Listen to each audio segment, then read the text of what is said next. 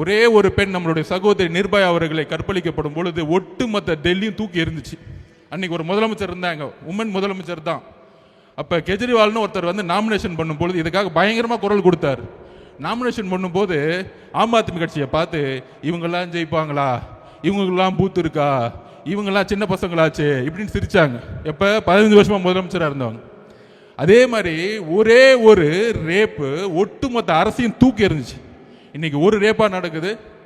2 வயசு குழந்தைய யாராச்சும் பாலியல் பலாத்காரம் பண்ணணும் ஒரு சிந்தனை வருமா? எவ்வளவு பெரிய மனசு வழியில நம்ம இருக்கிறோம், என்ன சமூகத்தை உருவாகிட்டு இருக்கோம். அது செஞ்சது திமுக காரன்னு சொல்லி உக்காந்துட்டு இருக்காங்க. அக்கா கனிமொழி அக்கா இன்னும் வீட்டை விட்டு வெளியே வரல அது பிரச்சனை கேட்கறதுக்கு. அதுக்கப்புறம் உதயநிதி அவர்கள் வரல, முதலமைச்சர் ஸ்டாலின் அவர்கள் அது பத்தியே பேசல. 2 வயசு குழந்தை பிரச்சனை முடியறதுக்குள்ள அடுத்தது மதுராந்தகத்துல, அடுத்த தூத்துக்குடியில